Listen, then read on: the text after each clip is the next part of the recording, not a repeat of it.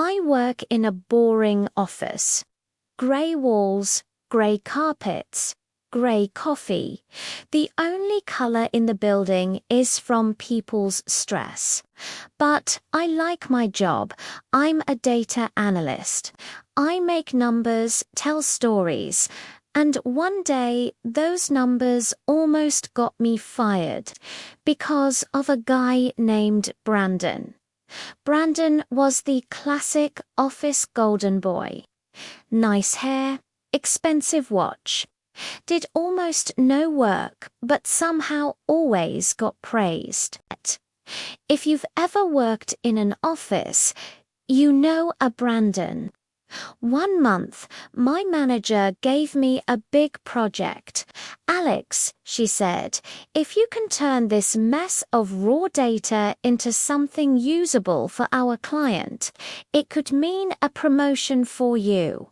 I stayed late every night, cleaned the data, ran the analysis, designed charts, built an interactive dashboard. Brandon, meanwhile, spent most of his time flirting at the front desk and taking long coffee walks. 3 weeks later, the project was finished.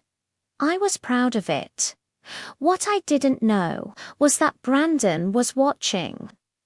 The day before the big client presentation, I left early for a dentist appointment. I made one mistake. I forgot to log out of my computer. When I came back the next morning, something felt off. People were congratulating Brandon. Nice work, man. That dashboard was incredible. You really saved the account. My stomach sank. I opened my email. There it was. A calendar event from yesterday. Client presentation lead, Brandon. Attached were my files, my graphs, my dashboard. He had presented my work as his own. I confronted him in the break room. Hey, Brandon, why is my project labeled as your presentation? He didn't even look guilty. He just smiled and said, Relax, dude, we're a team. What's yours is ours, right? I wanted to punch him. Instead, I said nothing, because that's when a beautiful, dangerous idea entered my mind. The next week, the client loved the project so much they wanted more.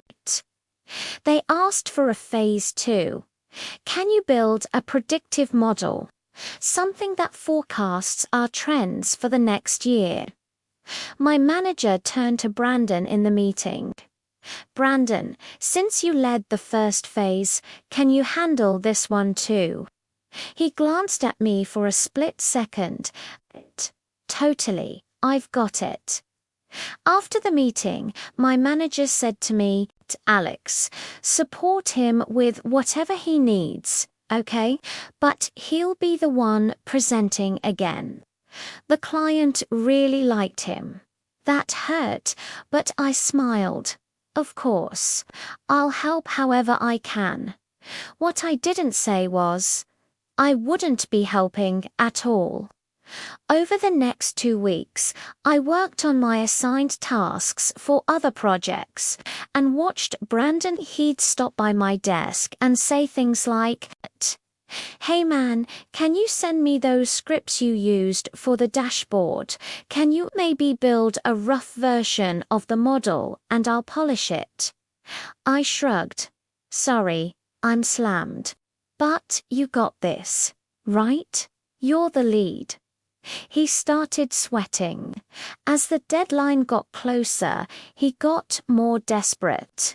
3 days before the presentation, he begged, Dude, please, I don't actually know how you did half that stuff. Can you just put together the model and I'll shout you out during the meeting?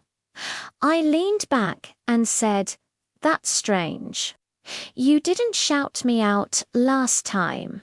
In fact, Last time you told everyone it was your work. He went quiet. Then he tried to guilt-trip me. If you don't help, and this fails, it'll make the whole team look bad, including you. I smiled. Then I guess you should get to work. Presentation day. The client logged into the video meeting. My manager, the director, half the office all watching. Brandon started his screen share.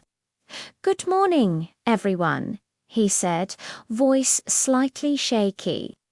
"Today I'll be presenting our Phase 2 predictive model." He clicked. Nothing happened. He clicked again. Error. Excel crashed. The dashboard didn't load. His model was just a few random charts and a lot of blank cells.